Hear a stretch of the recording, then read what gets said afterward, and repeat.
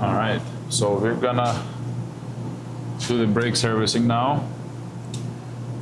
I'm gonna take apart caliper, pads, remove the rotor, and clean everything, lubricate everything, make sure everything's working properly, and assemble it back. And I'm just gonna time lapse all of this for each wheel, and so you get to see everything that I will be doing. Yeah, so that's about it.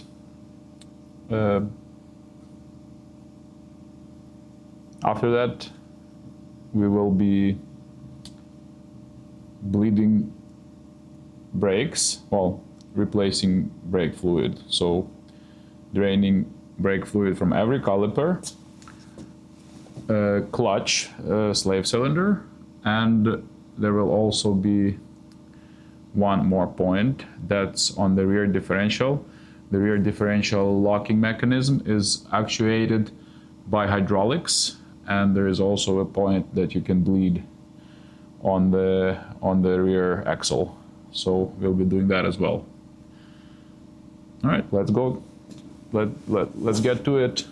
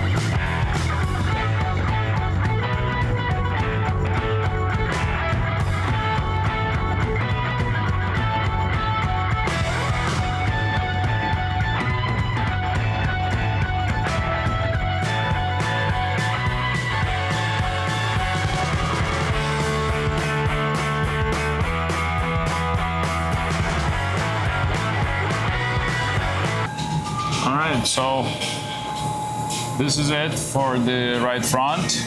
I am not going to take the time lapse or video of the left front because it's identical. I will do one for the rear, and that'll be it for the brake services. Now we are at the right rear wheel. It's a little bit different design, even though the pads and calipers are the same. The rotor is a little bit different, and the hub plate is also different because it's a dually, and there's also a parking brake that's inside the rotor. So that's also a bit more work. Anyway, let's go ahead and get to it. I'm gonna be doing the time lapse on this one as well, just on one wheel, on the right rear, because it's gonna be identical to the left. So let's get started.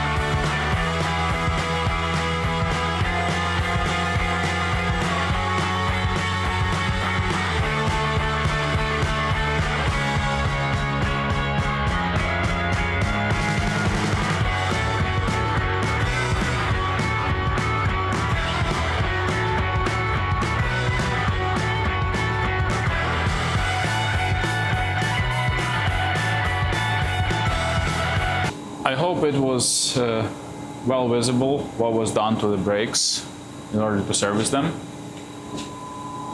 In short, everything was taken apart, parking brake was serviced, rotors were sanded / serviced, bracket was cleaned, sliders were lubricated, caliper pistons were lubricated and moved many times in order to make them free.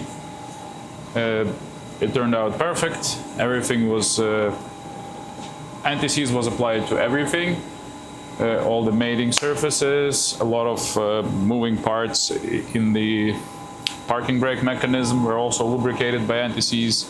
So everything is now going to work properly. I'm not going to time-lapse the other side because it's identical, but you get the idea. So let's move on. Next step will be brake fluid, clutch fluid, and rear differential lock actuator fluid, which is all the same fluid from the same reservoir in this vehicle. So we're gonna open all the valves on their respective parts and let them drip while filling the brake fluid reservoir until clean fluid comes out from every point. So let's get to it. So this is how I have it set up. The fluid just drains into the plastic bottle. This is just to avoid spilling and making mess. Each caliper is gonna have the same bottle connected so that there's no mess. Here we have clutch slave cylinder open. There is an opening. There is a rubber plug on the side of transmission for that. And there's drain for that cylinder right there. That's just dripping right into the little drain pan that I've made.